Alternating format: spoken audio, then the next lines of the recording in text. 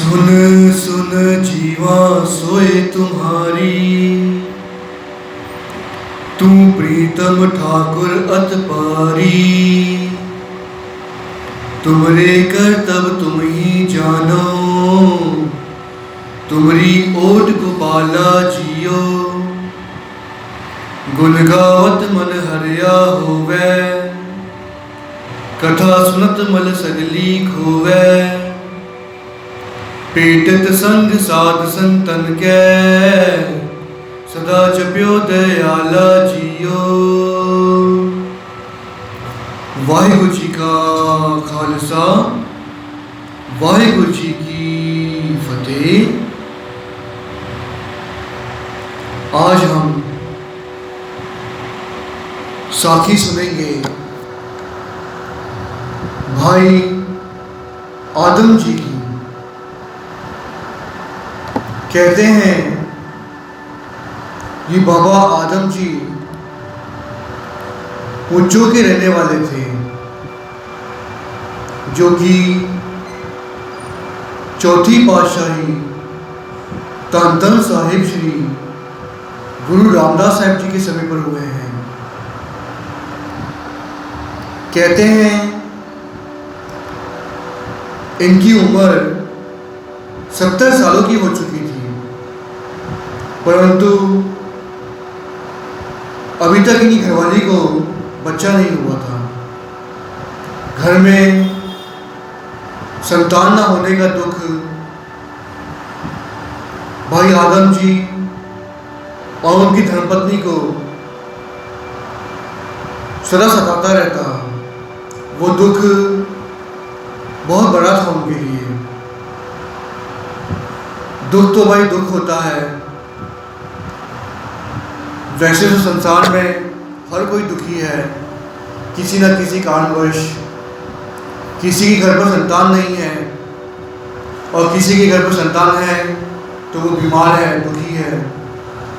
और कई बार तो ऐसा भी देखा गया है संसार में कि संतान इस प्रकार की निकलती है कि माता पिता को बहुत दुख झेलने पड़ते हैं अपने बुढ़ापे में। खैर, घरवाली की उम्र भी अब 60 साल की हो चुकी थी। अब बच्चा होना नामुमकिन जैसा दिखाई पड़ रहा था। इस उम्र में बच्चा पैदा करना नामुमकिन है, ऐसा कभी होता नहीं, ना कभी सुना है। कहते हैं भाई आदम जी और उनकी पत्नी दर दर भटके थे, हर जगह गए थे और अक गए थे, परंतु बच्चा नहीं हुआ। पीर पैगंबरों के पास, औलियों के पास, साधु संतों के पास, सब जगह हो गए थे, परंतु कहीं से भी किसी के भी आशीर्वाद से उनके घर पर संतान की प्राप्ति नहीं हो रही थी। ये दुख इतना बड़ा था उनके लिए कि सहना मुश्किल था। परंतु कहते हैं ना, जब किसी मनुष्य के भाग जाने वाले होते हैं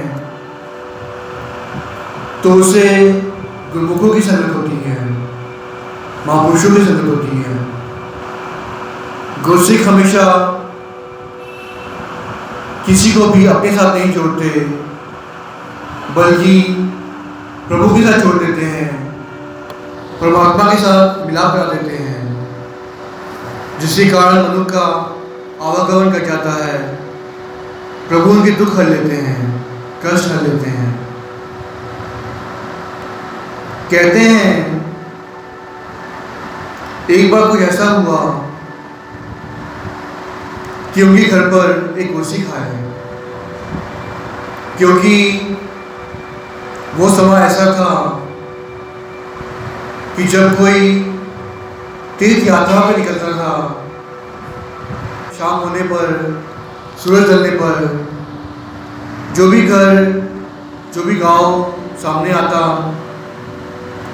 वहीं पर मनुक अपना रहन बसेरा कर लेता, रात वहीं काटता था, वहीं लंगर छकता, वहीं स्नान पानी करके सुबह अगले पड़ाव के लिए निकलता। ऐसा पिछला जीवन हुआ करता था। वो भी क्या जमाना था कि हम किसी के भी घर रात रुक सकते थे, भोजन खा सकते थे और सुबह उठकर शुक्रिया अदा कर उसे आगे चलते थे, क्योंकि उस वक्त कोई साधन नहीं थे। यात्री यात्रा करने निकलते किसी कामवश या बिजनेस के सिलसिले में, या फिर मंदिरों के दर्शनों के लिए दूर दूर जाया करते थे। चलते चलते थक जाते, जो गांव आता वहीं रुक जाते। परंतु आज का समय कितना बदल चुका है, हमारी मनोवृत्ति कितनी बदल चुकी है। आज हम किसी को एक वक्त का भोजन खिला दें तो उसे आगे दिखाते हैं, पहले तो खिलाना चाहते ही नहीं है। या फिर घर पर आ भी जाए, किसी को एक वक्त का भोजन खिला भी दे तो बहुत तकलीफ हो गई ऐसा समझते हैं, या पैसा खर्च हो गया ऐसा समझते हैं। हमारी आज की मनोवृत्ति, संस्कार, सोच सब बदल चुकी है। मैं तो कहूँगा बहुत गिर चुकी है। कहाँ वो संसार हुआ करता था,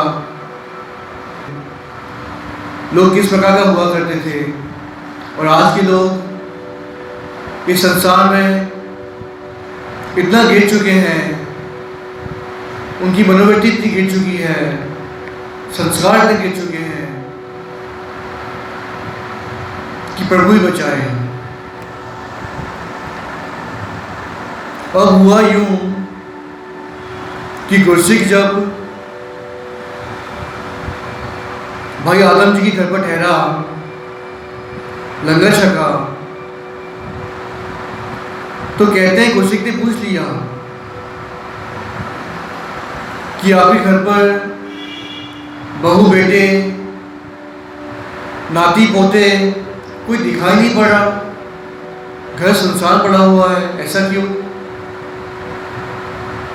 कहते हैं भाई आदम जी की आंखों में आंसू आ गए। उन्होंने अपना दुख बांटा, उस गुरसिख से कहा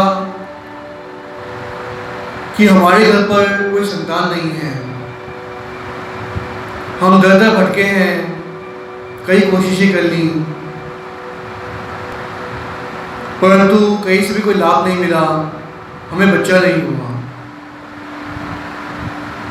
कहते हैं उस गुरसिख ने भाई आदम जी से पूछा कि भाई आप धन धन साहिब श्री गुरु रामदास साहब जी के चरणों में नहीं गए अब तक?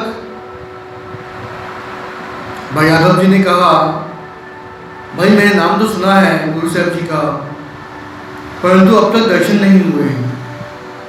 तो गुरसिख ने कहा यही तो कमी हो गई, आज ही जाओ, गुरु साहब जी के दर्शन करो, गुरु साहब जी की कृपा करेंगे, आप बख्शिश करेंगे, क्योंकि गुरु साहब जी ही पिता परमेश्वर हैं, सृष्टि की कर्ता करता है, मालिक हैं। आप जाकर मेरे दर पर सेवा करें, गुरु आप कृपा करेंगे, मेरे करेंगे।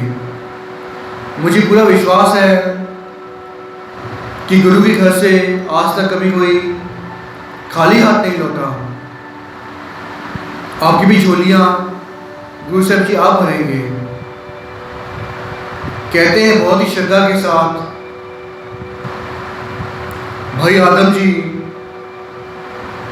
गुरु साहब जी के चरणों में पहुंचे। धन धन साहिब श्री गुरु रामदास साहब जी महाराज उनके दर पर पहुंचकर उनके दर्शन किए और दर्शन करके भाई आदम जी निहाल हो गए। दर्शन देखत ही शुद्ध की ना शुद्ध रही, बुद्ध की ना बुद्ध रही, मत में ना मत है, सुरत में ना सुरत आओ, ध्यान में ना ध्यान रहे हो, ज्ञान में ना ज्ञान रहे हो, गत में ना गत है। कहते हैं भाई आदम जी ने धन धन साहिब श्री गुरु रामदास साहब जी महाराज जी के दर्शन किए और दर्शन करके निहाल हो गया।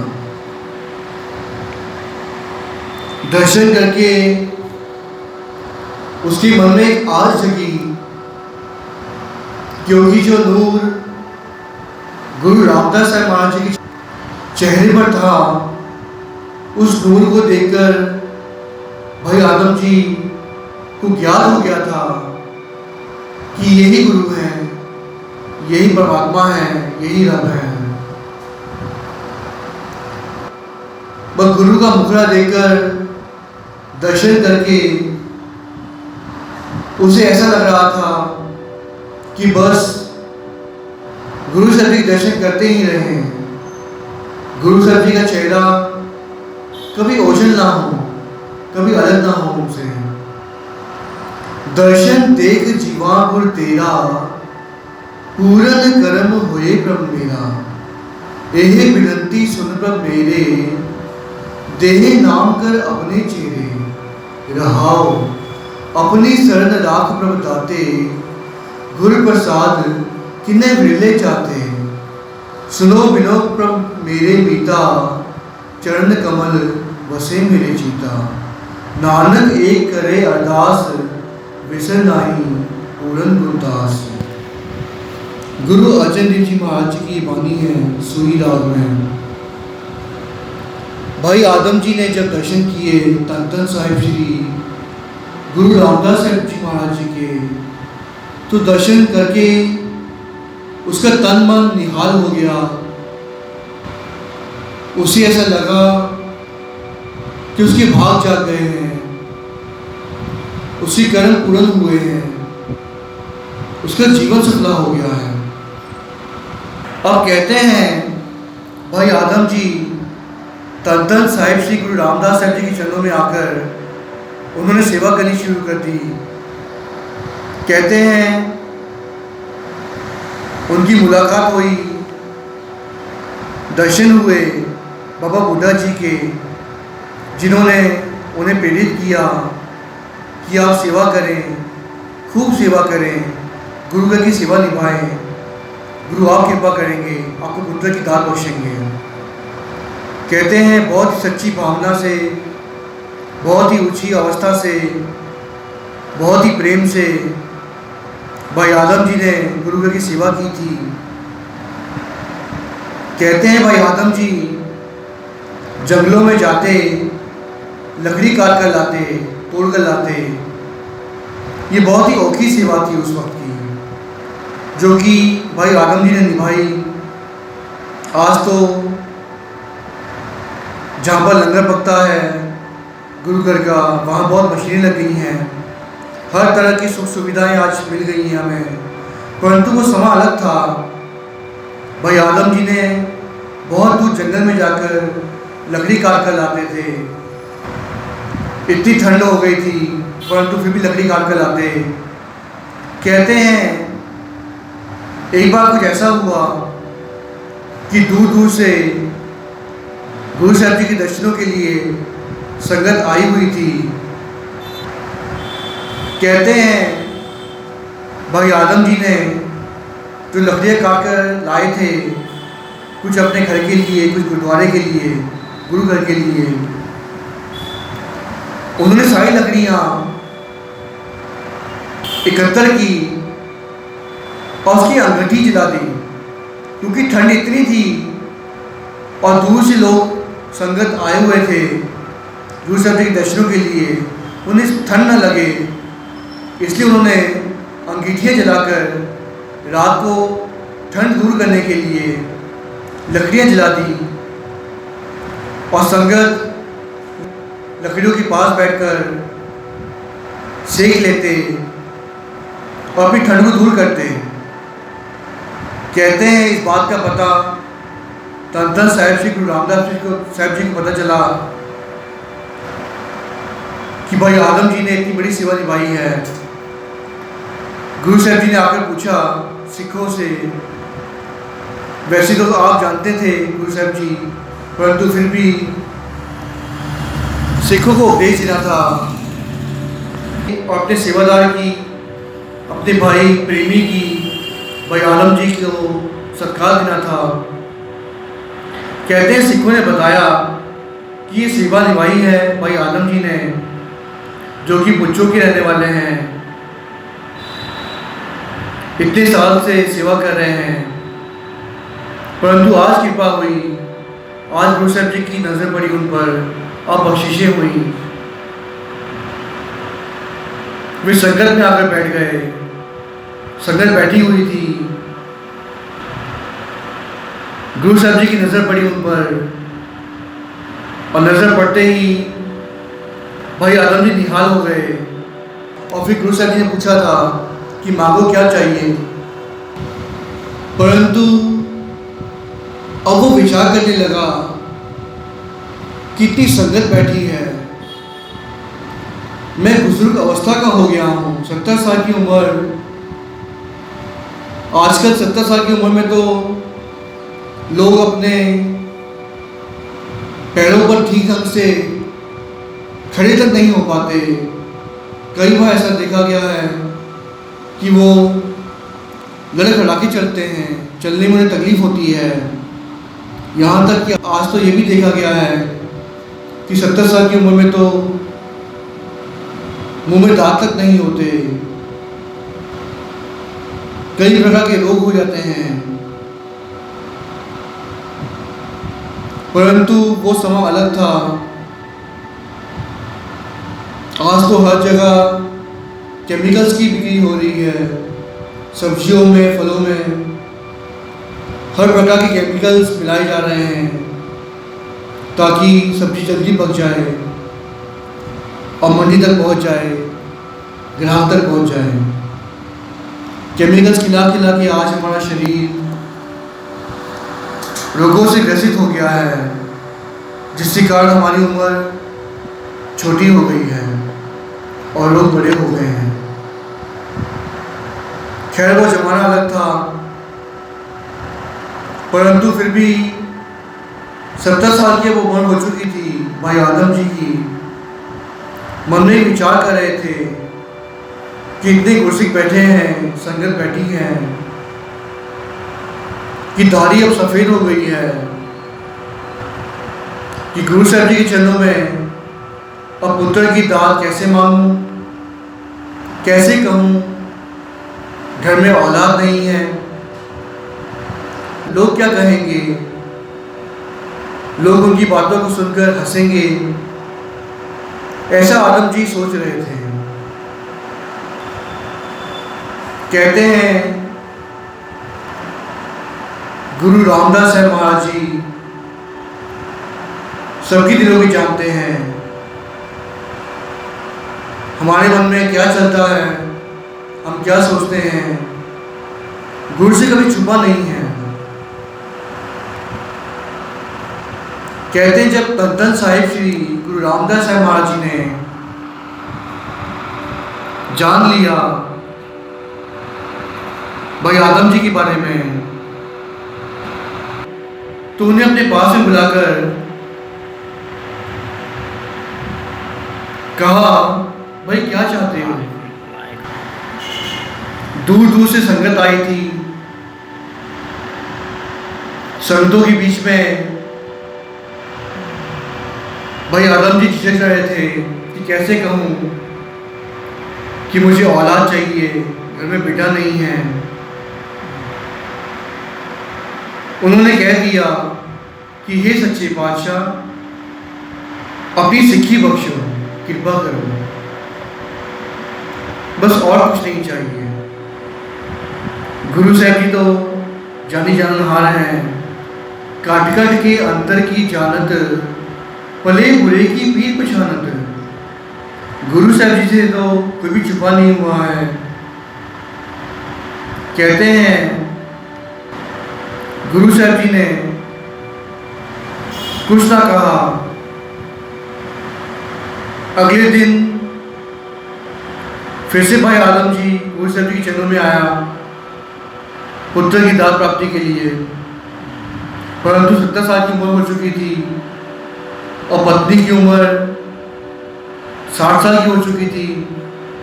इस उम्र में पुत्र की दात प्राप्त करना, गुरु साहब जी के चरणों में आकर मांगना, उन्हें बहुत शर्म आ रही थी, लज्जा आ रही थी। कैसे मांगे, क्या कहें, कुछ समझ नहीं पा रहे थे। कहते हैं अगले दिन जब भाई आदम जी गुरु साहब जी के चरणों में पधारे, गुरु साहब जी के दर्शन किए और चरणों में ही बैठ गए। कहते हैं गुरु रामदास साहब जी महाराज जी ने दूसरे दिन आपसे पूछ लिया कि भाई क्या चाहते हो, बताओ, तुम्हारी इच्छा की पूर्ति होगी। गुरु साहब जी तो सब जानते थे क्योंकि मन में क्या चल रहा है। कहते हैं जब गुरु रामदास साहब जी ने पूछा कि क्या चाहिए मांगो, जो मांगोगे सब मिलेगा। कहते हैं भाई आदम जी ने कह दिया कि हे सच्चे पातशाह, सिक्के की दात बख्शो। बस आपके दर्शन कर लिए मैं निहाल हो गया, और कुछ नहीं चाहिए। गुरु साहब जी समझ गए भाई आदम जी से बोला नहीं जाएगा, वो शर्मा रहे हैं क्योंकि उम्र भी बढ़ेरी हो गई है। 70 साल की उम्र में संगत के सामने बच्चे की दात प्राप्त करना, मांगना बहुत ही मुश्किल है। गुरु समझ गए थे और कहते हैं गुरु रामदास साहब महाराज जी ने वचन कर दिए कि भाई आदम जी आप जाएं और कल अपनी पत्नी को लेकर आए। कहते हैं घर जाकर सारी बात बताई भाई आदम जी ने पत्नी से। पत्नियां तो आप सभी जानते हैं फर्क कह देती हैं, कुछ छुपाती नहीं हैं। कहते हैं भाई आदम जी की धर्मपत्नी गुरु साहब जी के चरणों में भाई आदम जी के साथ पधारी और गुरु साहब जी के चरणों में बैठकर हाथ जोड़ के बेनती की कि हे सच्चे पातशाह, आप कृपा करें, बख्शीशें करें। घर में पुत्र की दात नहीं है और बेटे की दात बख्शें। कहते हैं गुरु रामदास साहब महाराज जी ने अपनी आंखें बंद करके देखा और कहा कि इस जन्म में ही नहीं, आपको तो अगले जन्म में भी बच्चा नहीं है। कई बार ऐसा होता है कि हमारे जीवन में प्रभु ने लिखा ही नहीं होता है कोई दात। जिस प्रकार हम देखते हैं कि कई ऐसे मनुष्य हैं जो बहुत मेहनत भी करते हैं, धन भी कमाते हैं, परंतु उनके भाग्य में धन लिखा नहीं होता। धन आता भी है तो चला जाता है। किसी व्यक्ति के जीवन में अपना खुद का घर लिखा ही नहीं होता। कई मेहनत करते हैं, वो मुशक्कत करते हैं, धन कमाते हैं, पैसा जोड़ते हैं, परंतु वो पैसा उजड़ जाता है। कोई उस पैसे को लूट लेता है धोखा देकर, या किसी तरह से वो पैसा चला जाता है हाथों से। वो धन हाथ में नहीं रहता और घर आखिर बनता ही नहीं है। ऐसा बहुत बार होता है। इसी प्रकार ऐसे भी कई व्यक्ति होते हैं जिनके जीवन में पुत्र की प्राप्ति होती ही नहीं है। कई ऐसे मनुष्य हम देखते हैं कि उनकी 6-6 7-7 लड़कियां होती हैं, परंतु घर में पुत्र की दात नहीं होती, लड़का नहीं होता। उनके मन में एक आस होती है कि बेटा भी हो जो उनका वंश आगे चलाए। खैर आजकल तो बेटा और बेटी एक समान समझते हैं, वो अलग बात है, परंतु फिर भी एक मन में आस जरूर रहती है। यदि हम वो मनुष्यों के पास जाकर बैठे पूछें तो समझ में आता है ऐसी बात नहीं है कि पुत्र की दात उन्हें भी जरूरत है, वो भी चाहते हैं। धर्मपत्नी के मन में अब वैराग आ गया, कहा इस दर से कोई खाली नहीं गया आज तक, आप कृपा करें, बख्शिशें करें, मेहर करें, रहमतें करें, क्योंकि इससे बड़ा दर इस संसार में और कोई नहीं है। धन साहिब श्री गुरु रामदास साहब महाराज जी का दर, इस दर से कोई खाली हाथ लौट गया ऐसा हो नहीं सकता। गुरु साहब जी ने कहा तुम्हारे भाग्य में लिखा ही नहीं है। कहते हैं बीबी ने उत्तर दिया कि हे सच्चे पातशाह, क्यों भुलेखे में डाल रहे हैं? यहां भी आपने ही लिखना है और वहां भी आपने ही लिखा था। आप ही तो हैं सृष्टि की कर्ता धर्ता, सृष्टि के मालिक, पिता परमेश्वर का रूप। अभी कृपा कर दें अगर तब नहीं लिखा तो। कहते हैं बीबी ने कहा कि हे सच्चे पातशाह, हमें दूध पूत बख्शो, यानी कि धन दौलत बख्शो, माया और बच्चा दे दो।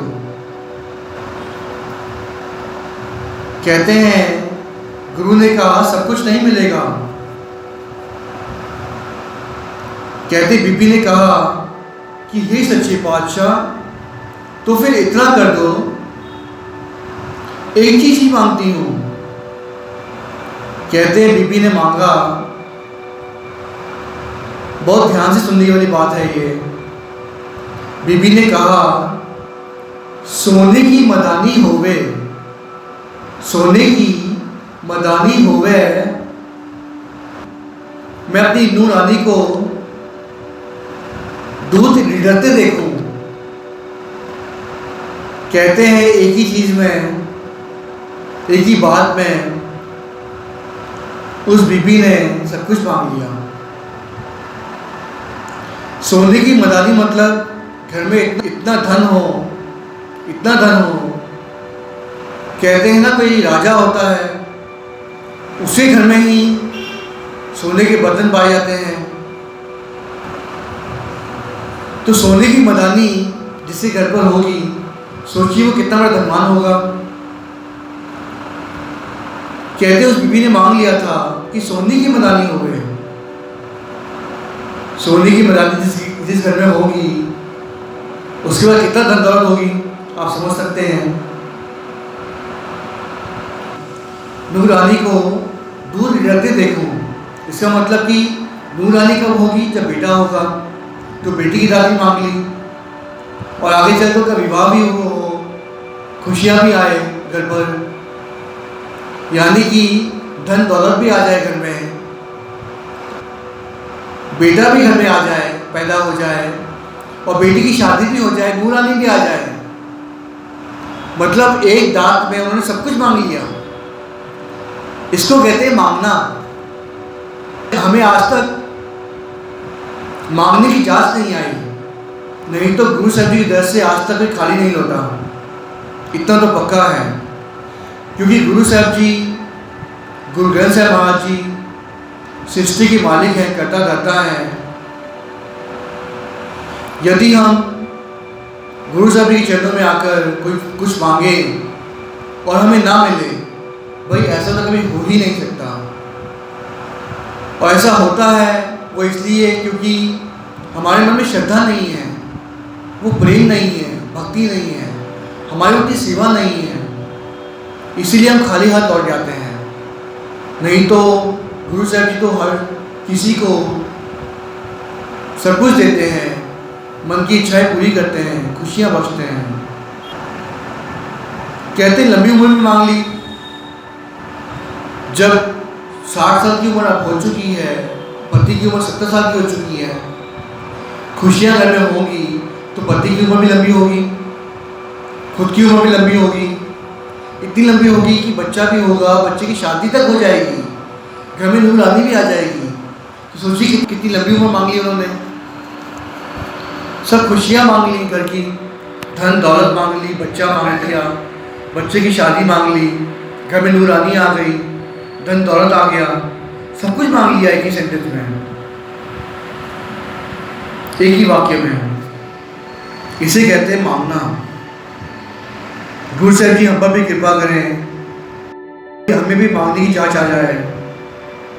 और ये भी कह दिया कि हे सच्चे बादशाह, तब नहीं लिखा तो अब लिख दे, वहाँ भी आप ही ने लिखा है, यहाँ भी आप ही ने लिखना है। इसे कहते हैं भरोसा। हमें आज भरोसा नहीं है, भरोसे की हमें कमी है। हम गुरु साहब जी के चरणों में आते हैं, मांगते हैं, परंतु वो श्रद्धा नहीं है, वो प्रेम नहीं है, वो भरोसा नहीं है। जब हमारे जीवन में भी भरोसा आ जाएगा, गुरु के प्रति प्रेम आ जाएगा, तो गुरु हमारी झोलियाँ भर देंगे, हमारी सभी मुरादें पूरी होंगी। कहते हैं धन धन साहिब श्री गुरु रामदास साहब महाराज जी ने बीबी से कहा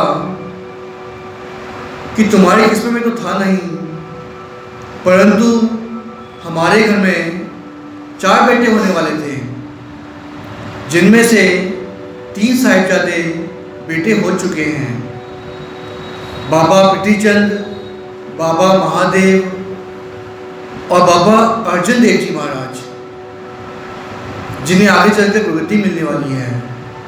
3 बेटे हो चुके हैं। चौथा बेटा हमारे घर में जो पैदा होने वाला था, वो हम आपको देते हैं।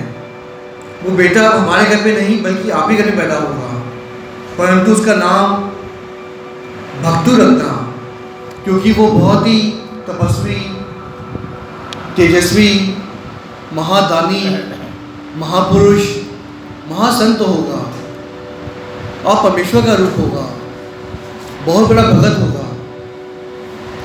इसीलिए उसका नाम आप भक्तु रखना, क्योंकि वो बहुत भक्ति करने वाला है। कहते हैं पुत्र की दात लेकर भाई आदम जी और उनकी धर्मपत्नी घर को लौटे, भक्ति की नाम जपा, गुरु साहब जी की दर पर आकर सेवा निभाई, और समय आने पर कहते हैं उनके घर पर पुत्र की दात हुई। गुरु साहब जी ने उन्हें पुत्र की दात बख्शी।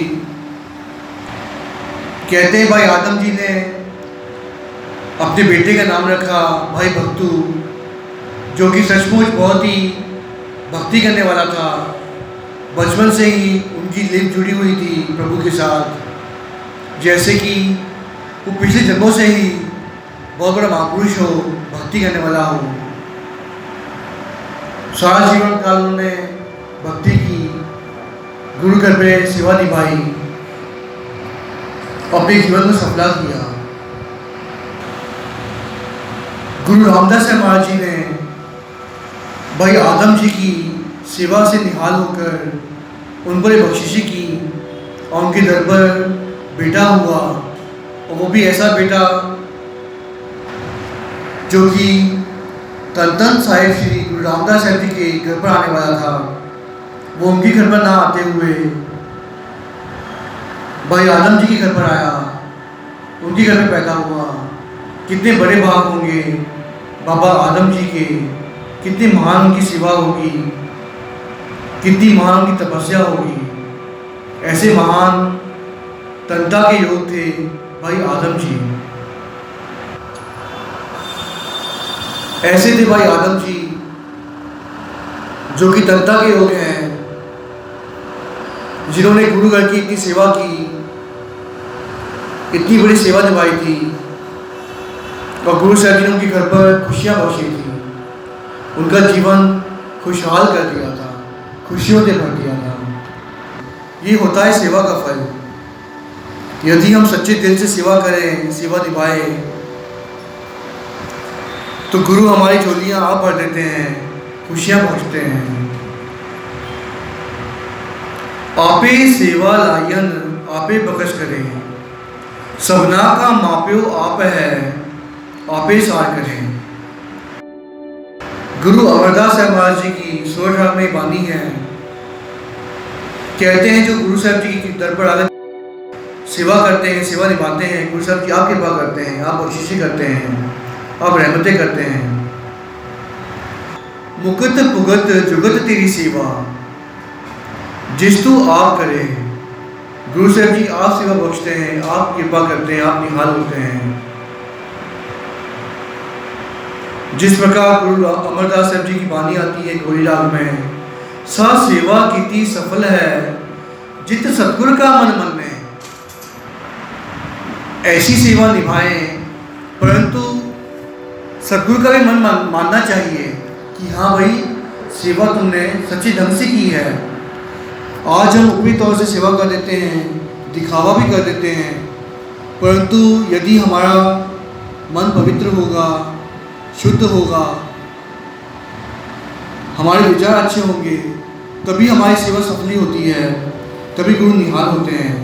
जैसे निहाल हुए थे भाई आदम जी पर। गुरु साहब जी हम पर भी कृपा करें, हम भी इस प्रकार की सेवा निभा पाए और हमारा जीवन भी सफला हो, हमारे विचार भी शुद्ध हो, हमारे संस्कार भी अच्छे हों, ताकि गुरु हम पर भी कृपा करें, हमें भी खुशियाँ बख्शें, हमारी भी भूल बख्शें। कथा करते हुए आप जी की दास से कई प्रकार की भूलें हो गई हैं। साथ संग कृपा करो, खुला बख्शो और साथ संग अच्छी बख्शो कि दास अपनी इसी प्रकार सेवा करता रहे और भवसागर से पार लग जाए। मुझे कभी 84 लाख दुनिया ना भोगनी पड़े, ऐसी ऐसी बख्शना। मेरा आवागमन कर जाए, मैं भवसागर से पार लग जाऊँ, ऐसी ऐसी बख्शना। मेरा परिवार सुखी बसे, घर में देह रोता रहे, परिवार खुशहाल रहे, ऐसी ऐसी बख्शना। फतेह का जवाब फतेह में दे। वाहिगुरु जी का खालसा।